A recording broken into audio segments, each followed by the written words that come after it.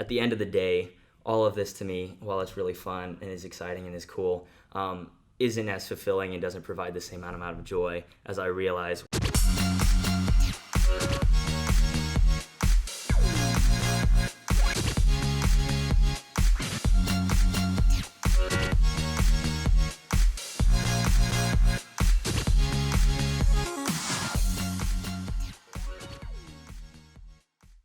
What's going on, guys? My name is Jessie Curneal, and welcome back to another episode of Crushing It, a podcast dedicated to inspiring young individuals to pursue their passion by showcasing other individuals who are doing exactly that.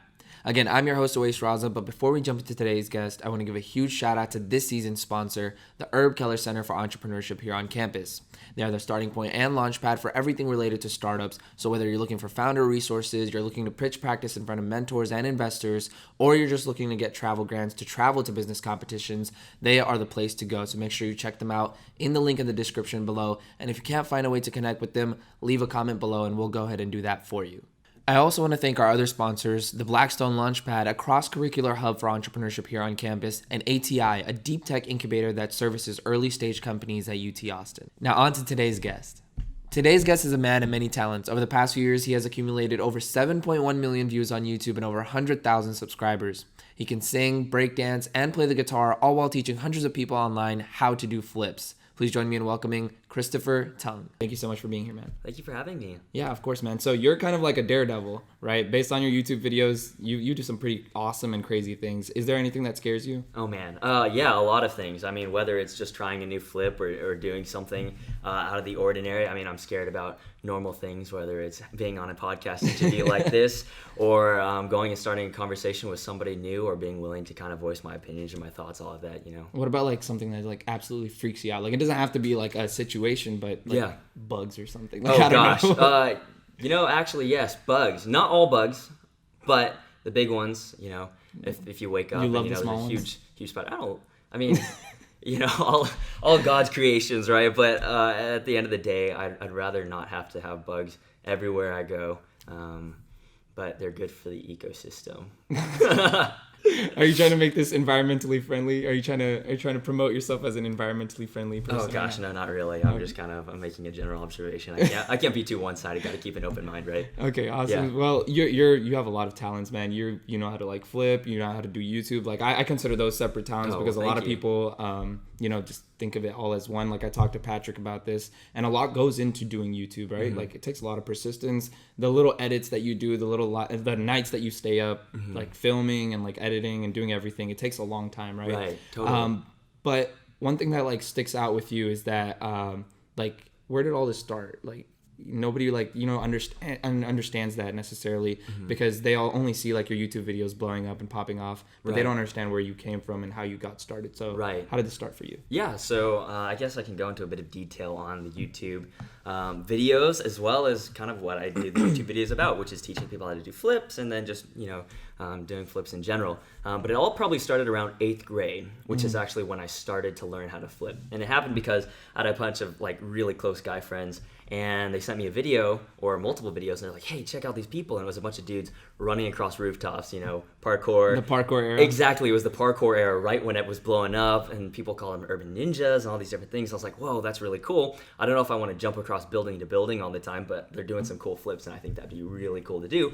So what did I do naturally? Well, I went on Google and I said, how do you do a flip, right? How do you do a front flip? How do you do a back flip, right? Looked up all these different videos and then I was like, okay, I mustered up my courage. I went out in my backyard and I went for it a few times and I started running and I stopped and I said, no, that's not it. I started running and I'd stop and I'd freak out. I'd try again and I said, okay, I'll do it a different day. Go back inside, watch some more videos, go back out, try it again. Nothing seemed to work and get my kind of courage up until finally one day I said, I'm just going to go for it. What's the worst thing that could happen? So I went out, went for it, landed on my rear end. But it didn't hurt so bad because I was mostly exhilarated and I was like, oh my gosh, I just went over my head in the air. My feet went over my head. So I freaked out and I thought that's super cool. Kept doing it. But then, of course, my mom saw me outside. She freaked out and was like, what are you doing? You're going to hurt yourself. I was like, yeah, but it's cool. And she's like, no. So she sent me to gymnastics class where I went once a week, started learning how to do these things. And I thought, wow, that's really cool. I want to put some videos on YouTube and show people what I'm learning.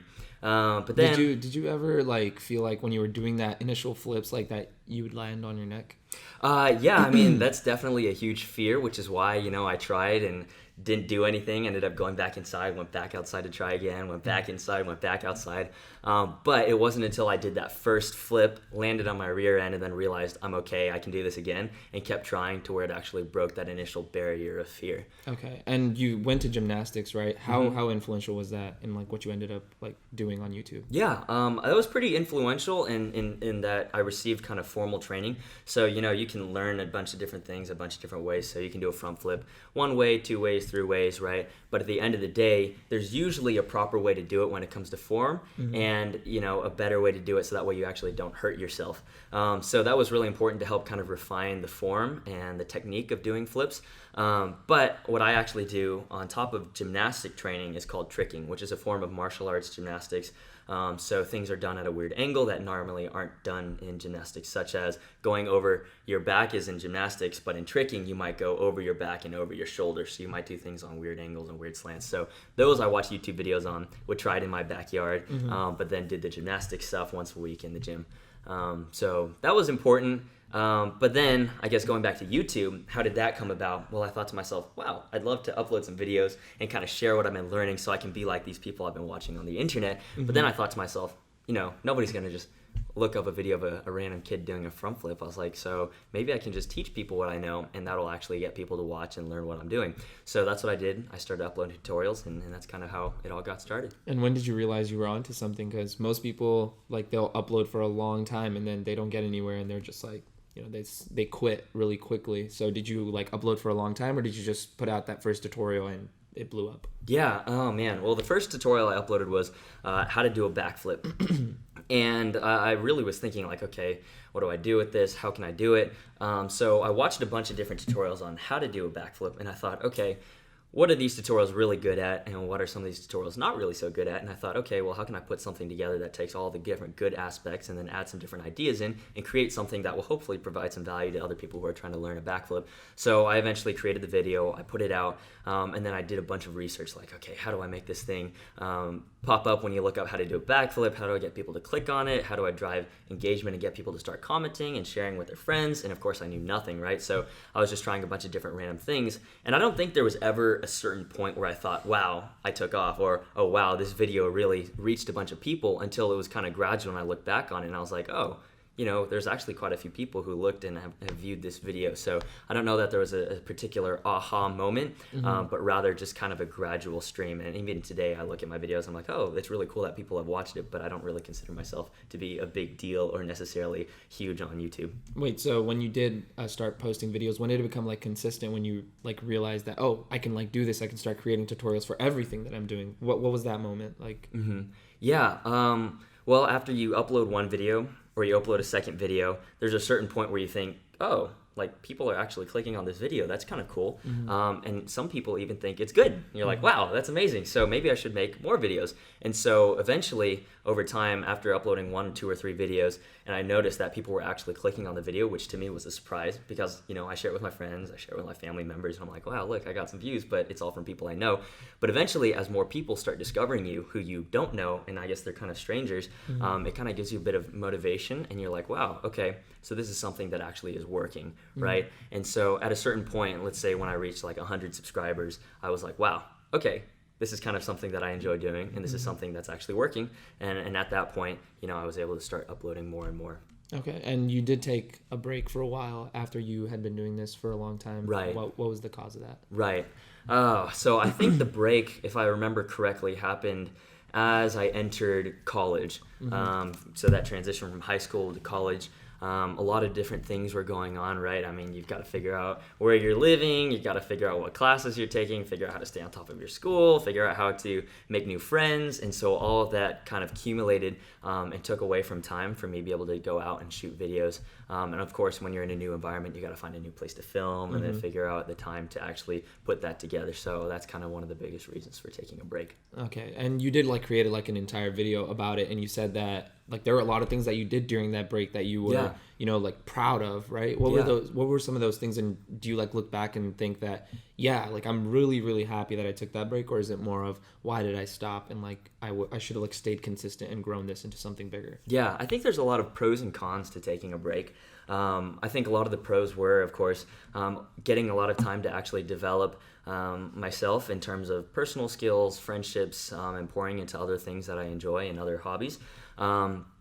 Because freshman year, I came in and I wasn't really sure what I was doing. I was like, how do I have friends? Sitting here in my dorm alone in Jester is pretty easy with my roommate, but going out and joining different organizations and trying new things was something that pushed me outside of my comfort zone.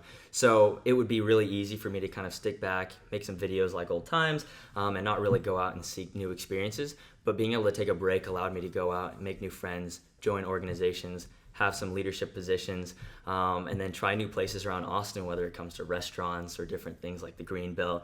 And so I'm really thankful for that. But then on the flip side of the coin, by taking a break, a lot of times your audience can forget who you are, right? And forget what you do, why you're uploading videos in the first place, and you lose a lot of traction because when you're uploading YouTube videos, a lot of it's actually based on momentum. So as you keep going, you upload consistently, right? It's kind of like a general gradual curve. And if you drop off, then you start to go down and then you got to build it back up again. Yeah. So. And during that break, you mentioned about comfort zones. Let's talk about that for a second. Yeah. How do you perceive that? How do you generally step out? Like, what's your mindset when you're stepping out of like your comfort zone? Yeah, I think that's a great question. Just first off, to kind of address comfort zones, it's nice to be comfortable, but something that I've learned over the past few years is you don't really grow where you're comfortable. You grow where you step outside of your comfort zone, right? And so you a lot of times will have initial barriers to fear, right? Whether it's talking to that new person, whether it's taking that extra class, whether it's speaking up to voice an opinion, whether it's trying a new hobby or a new skill and being afraid of failure. They're all things that tend to be uncomfortable. But once you take that step outside of the comfort zone, that's where you start to experience new things, learn a lot more, and a lot of times get a more open mind. So kind of an analogy to that was me trying to learn how to do my first flip, right? Mm-hmm. I'd go outside multiple times. I'd come back inside and kind of chicken out. I'd go outside again and try it again, chicken out and come back in. And it wasn't until I took that first step of actually just going for it, right? Jumping over. Not that I'm saying you should go out in your backyard and just try and do a flip immediately. Not necessarily the most wise thing to do. But that first thing that broke me outside of my comfort zone and broke that barrier of fear is what started the ball rolling when it comes to learning how to do flips and kind of where I am now. Okay, awesome. And how much did like the YouTube like scene kind of like change the trajectory of your life? Because I know some YouTubers will start, they'll gain a lot of traction on it, and that like becomes, their world. Like they go all in on it, mm-hmm. right? You obviously went all in on it and then kind of took a step back for yourself, kind of improved yourself, and now you're back on making videos from time to time, right? So how much did that impact your life, and how did you look at it and be like, I need to take a step back? Yeah. So like, what was that like? Yeah. I'd say YouTube has influenced my life a pretty decent amount, right? It's something that I would consider to be a significant portion of what I've done in the past and kind of what I enjoy doing, because it combines something I enjoy, flips, filmmaking, and then interacting with people. And so pretty influential. I enjoy it because I get to pour into other people and kind of teach them what I know, and then get to have an opportunity to see how they're learning and how they're progressing. And for me, that's really rewarding and a great experience. I wouldn't say it's the sole direction of my life because I'm not pursuing YouTube full time or as a career. For me, that's not what I envision myself doing, and it's not something that I'm so passionate about that I have to do it all the time. Did it ever cross your mind though? Because as you like started growing rapidly, like did it ever cross your mind that, oh, maybe this is a plausible like direction, like a career choice that I could potentially have? Or was it more of, no, this is not me, like, this is just not what I see myself doing, this is cool, but I'll just keep doing what I want? Yeah, and that's a great question, because the answer is yes, absolutely. I definitely thought about it as a career. I was like, man, this is so cool. I'm uploading videos. I started getting ads on my videos now. That's really cool. I was like, maybe I could turn this into something that's full-time, because then I get to do what I love all the time, make videos, and then share it with people, and then that's my full-time gig. So I was like, that's really neat. Mm-hmm. But as I kind of grew and went through college, and then we're able to kind of learn and have new experience, I decided, okay, this is something that I really enjoy doing, but it's not something that I want to do full-time. Okay, so then what is the thing that you do want to do, like full-time? Do you know yet? Like, what was that other thing that was like gravitating you towards that like opportunity? Like what were you looking at and saying, oh, that's what I want to do, not YouTube? Yeah, and that's a great question, because if I looked at my life right now and kind of the trajectory that it's kind of headed after graduation, I still don't know what I want to do, right? I feel like I'm always kind of trying to figure out, trying to learn and trying to explore and kind of open new doors. But while YouTube was really cool, and a great opportunity to share what I know and kind of invest in other people's lives who I don't even know necessarily personally, I didn't feel like it was a great way to continue growing and learning new things. I'm able to learn and pour into other people, but I think unless you're being poured into, it's really hard to kind of keep pouring out. So taking that back, kind of my philosophy on things, or kind of my viewpoint is, it's better to pour out and invest in other people out of an overflow of what you're learning. So I felt like YouTube, while it was a great way for me to educate other people and inspire other people, I didn't feel like I had something that was really pouring into me. So eventually I felt like I would kind of run dry on that. So basically what you're saying is that you felt like you were providing everyone else with the inspiration and motivation, but you didn't have any source yourself that was like driving you in the background. So exactly. what did that become then? Like when you took the break, what did that source become? That's a great question. And I took a lot of time back to kind of focus on, okay, who am I investing in? Who's investing in me? And then also figure out, okay, where does my faith kind of play a role in my life? And then I took a step back and realized, okay, at the end of the day, all of this to me, while it's really fun and is exciting and is cool, isn't as fulfilling and doesn't provide the same amount of joy as I realize when I take a step back and realize, how does my faith play a role in this? And how do I find joy and hope in a God that gives me a purpose and a plan for everything? So that's kind of where I took a step back and realized, okay, how do I invest in other people? But first, how do I have other people invest in me? And how do I take time to spend devoting to something that I believe to be kind of above everything else in terms of priority in my life? Okay, so we are gonna get into faith in a second, but let's talk about like your flips, because I'm very curious as to like how you come up with them. How long does it take for you to like learn a flip, and how long does it take for you to like just generate a new idea for a flip? Yeah. Oh gosh. Well, I'd love to say that I'm really creative when it comes to the realms of trying new flips and doing different things, but there's not a whole lot of flips out there that people haven't already tried. People are crazy and crazy talented, and while I like to think that I'm talented when it comes to this, I'm not the craziest or the best necessarily, but I do enjoy what I do.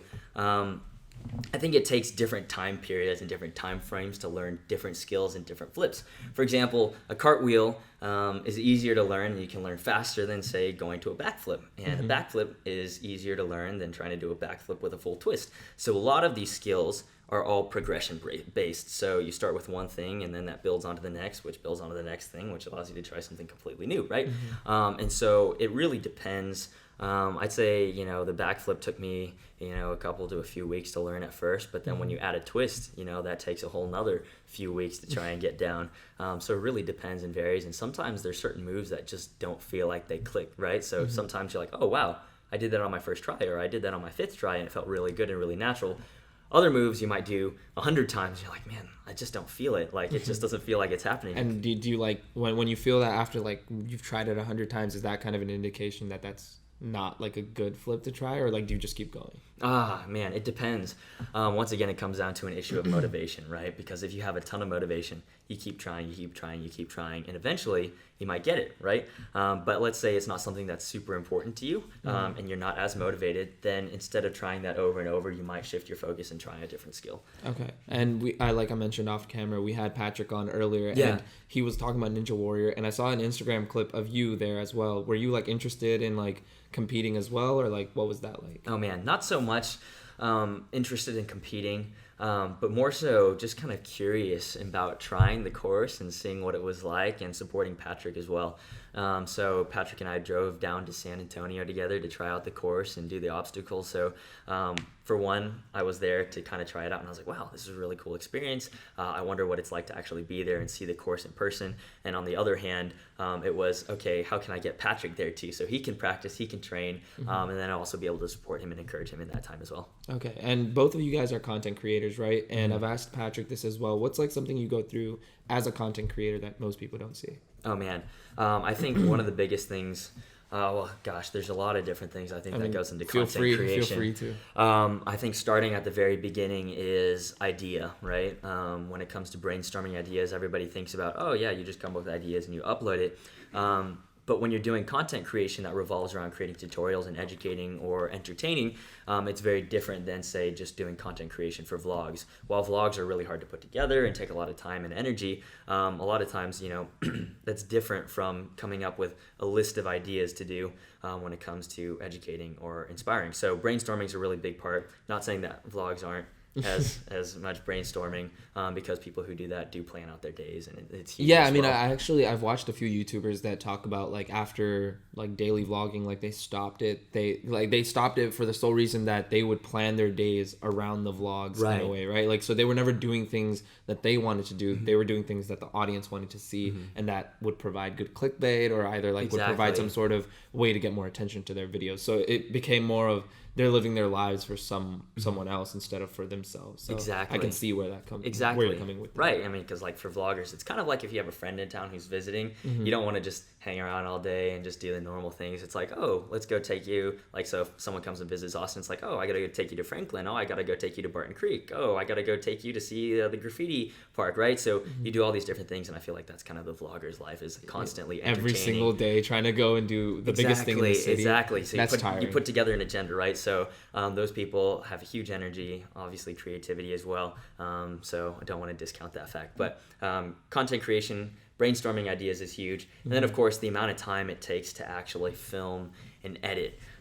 Because a lot of times it's like you have a 3-minute video, 4-minute video, or even 5-minute video, and you're like, oh, that was really easy, that was really quick and really short. But then a lot of times people don't realize that it takes hours upon hours to actually go through, import that footage after filming it, and then edit it, stick it together, and figure out what is the best way to communicate or tell a story. I think that's a part that a lot of time is not seen. Is there anything else that content creators go through? I think it's easy to get burned out really quickly, and I think that's something that audience members don't always see.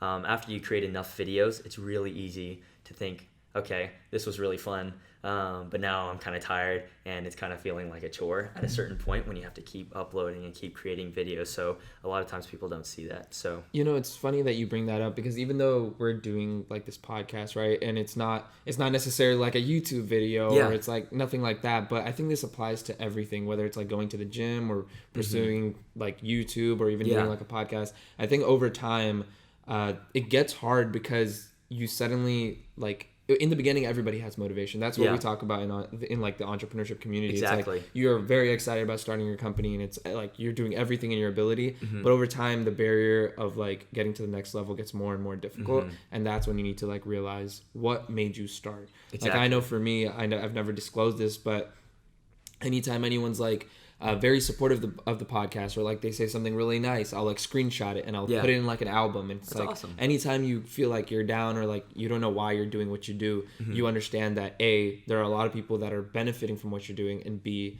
you realize why you started it to begin with. So like for you, that would be like, if you serve your purpose for like teaching people all the flips that you wanted to, then so be it, right? Like, you don't need to, in my opinion, like, you wouldn't need to like force that in a way, right? Like, most YouTubers like really force themselves to like go through a dramatic change in order to get an audience's attention. And I think that that's just super unnatural. If you've already had your time, then I think that you should have just enjoyed that, because now there's something else left for you to do. Yeah, exactly. I think that's a really good point. And then the other thing that comes to mind along that same wavelength is, a lot of times you enjoy doing different things, but as soon as you become required to do that thing, for some reason it becomes less enjoyable, right? And there's been, I think, different studies on this in psychology. But for example, if you start off playing a sport, whether it be tennis, basketball, football, whatever, right, and you really enjoy doing it, as soon as you start playing at a competitive level and it's a requirement to train daily, it's not as fun, or it doesn't feel as fun, or so it seems, as it was when you're just doing it for fun, to learn and playing casually. Exactly. And I think, I mean, just like reiterating what you said, that happens all the time with companies too, and like businesses, right? It's like, oh cool, I was selling these like popsicles on the street or something, right? And it's like, oh, now suddenly you're an enterprise, and you're like scaling up, and you have warehouses producing popsicles, and every day you're going into work, someone's trying to sue you for like creating a similar packaging for your popsicle or something. It just becomes it's now like what you're working on as like a full-time thing, or like it's actually becoming work. And I think people are afraid of that, and that's why you have to go back to like something you're super passionate about and something you're motivated enough to continue to do. Yeah, exactly. And as cliche as the saying is, right, with great power comes great responsibility. I think it's super true, right? As you continue to grow, as you continue to get better, responsibility builds up. You have more power per se in that term, and at the end of the day, a lot of times it becomes a lot more stressful, but it's a good way to grow and keep on learning, I think. Exactly. And I do want to like touch a point about like flipping. Like I know you don't want to just talk about flips, but no, this is great though. Flipping in itself, like I feel like you talked about it, there's like a barrier of entry, right? Like you have to get over that initial fear, but I also think that it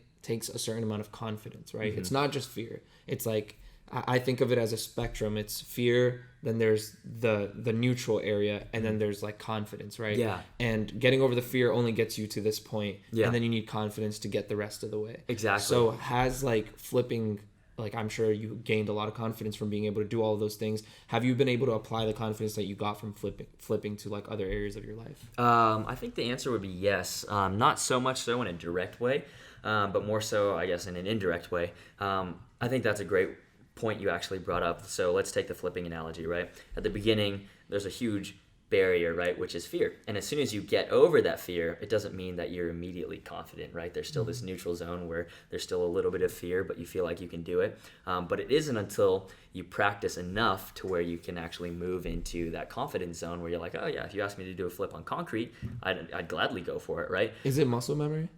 Yes, and so actually, side note or tangent, I think when it comes to flips, it's two-part, kind of like you mentioned. One's mental and one's physical, right? So you can have the physical ability to do it, but unless you understand how to do it, the technique, and have the muscle memory kind of in your mind, you can't do it. And on the other hand, if you have the mental ability, and for example, like right now, let's say I'm able to do a flip and I understand how to do it. Let's say 20 years from now, I haven't practiced, haven't trained, and I try and go for it. Even though I still imagine and understand how to do it, I probably wouldn't be able to pull it off because I wouldn't have the physical ability to do it anymore. So I think that's two parts. So that's side note, tangent. But going back to the analogy of barrier to entry, fear, neutral zone, kind of like a wavering kind of ground to confidence, I think I've taken that and applied it to other things because you understand at first something's really scary, but once you get over that first initial barrier to fear and you start practicing and becoming more comfortable with it, you can start becoming confident. But there's a pitfall, I think, in that. Once you become confident enough in something, it's easy to just be comfortable in that confidence, right? And arrogant. Exactly, right? Yeah. And arrogant in a sense. Like, I mean, like, I feel like you should always be on your toes because as soon as you become, I guess a better word is comfortable. Yeah. Because once you become too comfortable in that zone, you think you got it. Yeah. But really, anything can happen, and then your confidence would go from like right here all the way down. Oh yeah, absolutely. I totally agree. So I think that's a great point you bring up is, once you're in that zone of kind of being comfortable and confident, you also want to keep humility, right? Because that's a huge aspect, right? There's always something that's going to be better, something that, or someone who's able to do it better, and something that could go wrong, right? We're not invincible. We're not perfect. We all have flaws. We all make mistakes. So I think it's important to keep that in mind. But once you're confident and comfortable, you have to keep in mind you're not going to grow there, right? You have to push yourself outside your comfort zone to that next thing to continue improving, to continue growing, and continue learning. Okay. And did you, so singing and, what was it? Dancing as well? Did you dance? Goodness. I tried some break dancing for a little while. Oh, you play the guitar. Actually, yes, that's guitar. What it was. Yes. Okay. And what, like, did that attribute to like the confidence you gained from flipping, or was that just stuff that you like? Because I personally from people like a viewer's perspective, it's very different recording yourself doing something physical like a flip versus putting yourself on camera and like playing a guitar and singing, right? That's just like putting yourself out there a lot more. Absolutely. It's very vulnerable. Absolutely. So like, how was that? Yeah, man, music is a totally different scene. And for that, I'll kind of backtrack a little bit to my roots and kind of how I started. So my mom was a piano teacher. She taught piano lessons and was really good. And my older brother started learning piano naturally. And then I saw my older brother learning. I was like, wow, he's really good. I was like, I can't play piano. He's always going to be better than me. So I got to learn something different, right? So I picked up the guitar. And this was probably around 9 years old. And I started learning how to play guitar. And I really enjoyed that. And for the longest time, all I did was play guitar because I thought, okay, if I'm really bad at guitar, people will think it's a problem with my playing ability and my guitar, and it won't be so personal. But when it comes to singing, that was a really big vulnerability, because I was like, if you're bad at singing, people are just going to think, wow, he's just really bad. His voice sucks. Like, we don't like him, right? So I was like, I can't sing. I'm just going to play guitar, because if I mess up, people will forgive me, or so I thought, more readily. So it wasn't until later on, senior year of high school, that I started becoming more comfortable with singing and playing guitar together, which is something that I actually really enjoyed doing. And once again, it comes back to that initial barrier to fear, and that fear being playing and performing in front of other people, to becoming, okay, I'll do it sometimes, but I'm not really confident in doing it, to taking it to, okay, I'm comfortable playing in public, right? And I wouldn't say I'm super comfortable yet. I'd say I'm somewhere still in that middle zone to confidence, but I think that same kind of mentality applies when it comes to breaking fear to become comfortable. Were you that guy that serenaded like all of the girls with your guitar? Oh gosh, oh no. At least I hope not. I don't think so. No. Well, okay. I think so. I dated senior year of high school, and that relationship lasted through freshman spring, and then that ended. Then break for a couple of years, and now I'm dating a really awesome girl. Her name's Jessie. We were dating for about a year and 3 months, but shout out to Jessie. Yeah, shout out to Jessie. And she's just awesome. But I tried to serenade her and impress her, and she's impressed, but she doesn't display it too much. She tells me, she's like, I can't let you get a big head, which is so true. So I play for her occasionally, but it's not something I do all the time. That's awesome, dude. So outside of YouTube and like flipping and stuff, like what have you been up to in the past few years? Because I watched like the video where everybody asks you, dude, where have you been on YouTube? Oh yeah, like, right? Yeah. And you finally answered the question. You were like, I've had a bunch of priorities, and I'm like trying to explore myself. So what was that like? What did you discover in those few years about yourself in particular? And like, what was that? Yeah, I think that's a really good question, something to think about. I mean, I'm just a normal person when it comes to being a student here in college, right? So when you're a college student, that entails everything from schoolwork to sometimes extracurricular activities to organizations to trying to find a job out of college, right? Because as soon as I realized, okay, YouTube's not something that I'm going to be pursuing full time, then I thought, okay, I better do something while I'm here at Why school. didn't you want to pursue it full time? Yeah, and I think it comes back again to kind of a ceiling on growing and learning and keeping an open mind in that sense. And then the other thing I thought of was, okay, someday I'm not going to be able to do flips anymore, right? If we're just being honest, there are some people who are incredibly gifted when it comes to their athleticism, and they're able to keep doing it well into their old age. But I don't foresee myself being one of those people. I mean, I wake up in the morning sometimes and I'm like, oh, my knees kind of hurt today, or like, oh, my back kind of hurts. Like, I probably shouldn't be doing so many flips on hard ground, right?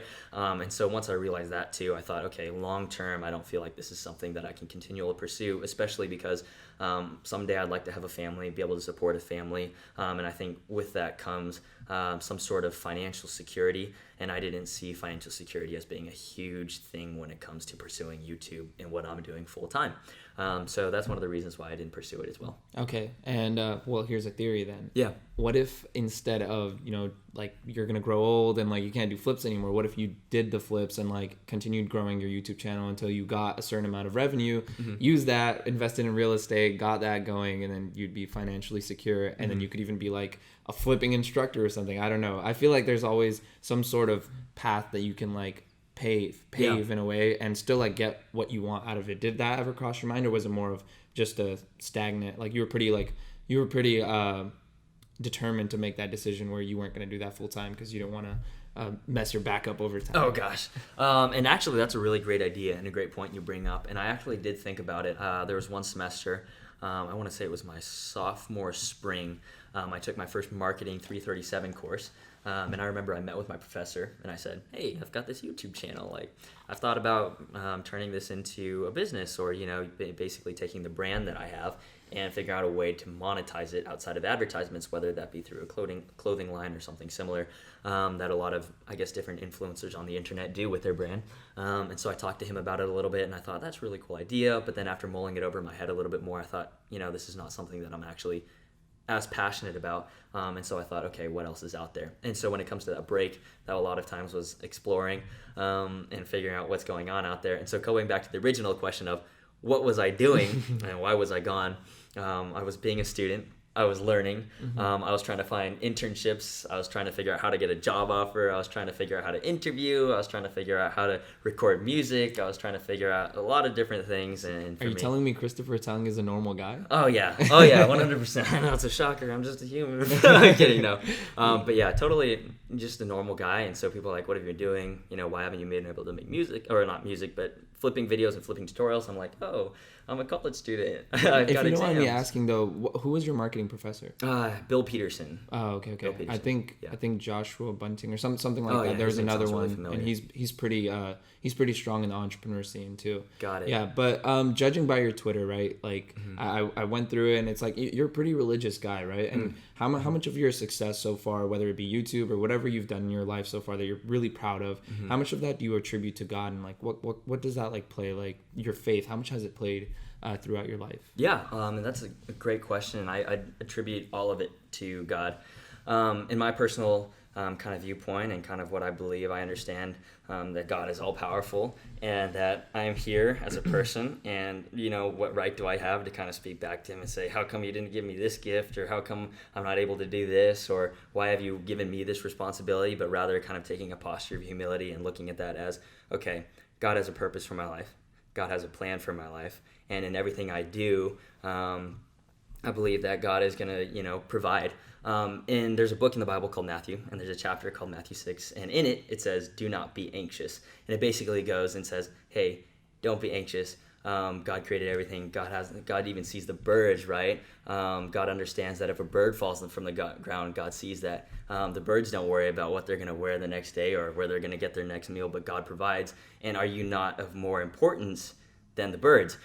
So will I not provide for you? And so in that same kind of aspect, or believing that to be so true, I believe that God will provide in everything, and that everything that I do is a gift from him. And was there anything in particular that was like super miraculous, like some sort of success just happened and you were just like, wow, I did not expect that, and you were just completely blown away? Yeah, oh man, every day, or you know, weekly, monthly, whatever, right? I feel like there's always things that blow my mind, and I'm like, okay, this is not something that I can do, so all I can do is kind of turn and thank God and be like, okay, you've given this to me, you've blessed me with this. What can I do but be grateful, right? And so, I mean, for example, YouTube, right? I didn't ever expect it to become where it is now. I didn't expect to have 100,000 subscribers someday. I just thought, oh, I should upload some videos and maybe some people will see it. And then at a certain point, it started growing and the numbers started kind of building up. And I was like, wow, I didn't do anything. I just sat here, right? And it just started, stuff just started happening, right? And then, you know, with the music thing, playing guitar and being able to sing and kind of doing all that, I think is a huge blessing. I remember when I was younger, I thought, man, I wish I could sing. And all my family, I'd sing in the car and sing in the shower all the time. And they're like, man, stop, you're really bad. I'm like, okay. And then I was like, I'm not that bad. And then one day I sat down and recorded myself and listened to it, and I was like, okay, I am really bad. And then, you know, I just remember as a kid, I sat down and I prayed, and I was like, oh God, I pray that someday if you help me to be able to play guitar and sing together and be okay, I glorify you and give it back to you. And then as I practiced, I guess I started getting better. And then throughout high school and then a little bit of college, I helped lead worship for kind of the students back in high school and then here in college. And so it's been kind of cool to see how prayers have been answered and how God provides. So you mean to tell me that if I suck at singing in the shower, I can pray to God and I'll become a good singer? No. I don't believe that to necessarily be the case. I think a lot of times. Well, I like to think I have a chance, so hopefully sure. I'll try. No, I'll you try totally, that out. you totally can. I'd say it's worth a shot, totally. But a lot of times it's easy, at least you know, in my mind, to pray to God for things that I want, and God can see that, but. God, I believe, has a purpose and a plan once again, and he knows what's best. And so God might see that and be like, no, you don't need that. Instead, I want to give you this, or I'd like to place you in this area of life where you're going to be able to grow and where you're going to be able and to you point don't other see people. that until you look back at it, right? Like Right. how Steve Jobs says you can't connect the dots looking forward, you can connect them looking backwards. Exactly, and I think that's a huge deal, right? So if you took a puzzle, right, and you build a huge puzzle, right, and you put your face right down on it, right, and you're in the middle of it and you're trying to build it, you can't see the entire picture until you back up and you're able to see it in full. Same way if you hiked a mountain, right, you're not going to see everything that you went to until you get to the top and you're able to look down and see, you know, the beautiful view at the top. Yeah, and I'm sure that's how you felt once you like saw your YouTube channel, like all of these years, what you've been working on. Now you look back at it and you're like, wow, I built this huge channel and I didn't even realize it while I was like on my way up. Exactly, and that's huge. A lot of times you wake up and you look and the numbers grew and you're like, wow, that's crazy. Like, you know, more people are still seeing it, people are still clicking that subscribe button, and to me that's a huge like encouragement and huge motivation as well. Yeah, man, that's awesome. So, well, look, I really appreciate you coming here and sharing your experiences, your viewpoints. I really, really love that you have a certain perspective on your faith, and you're very determined to like follow that, because a lot of people will like, waver a little bit here and there, but you're very determined in your faith, and I really admire that. But is there anything that you'd like to promote, anything that you want people to do, any projects coming up? Oh gosh. Well, I've got a YouTube channel, and if you're ever curious and you're looking to learn how to do a flip, or you just want to see something that I think to be kind of cool, you can check it out on YouTube. My channel is Christopher Tung Flips, and you can look it up there. If you ever want to hear some of the music that I've done, I've recorded a couple of covers with some friends and they're also really my good. brothers. I listen to some. Oh, thank you. Yeah. You can go on SoundCloud, and I think my handle is Christopher Tung 3. Wow, that's unique. Yeah, very unique, very creative. But you can find some things there. I've got like a cover of John Bellion's All Time Low up there, and then a cover of James Bay, Hold Wreck the River with my brothers, and I'm pretty proud of those. And I think that's about it when it comes to promotion. Awesome, man. Well, thank you so much for being here. Awesome. Thank Appreciate you it. so much for having me. I enjoyed it.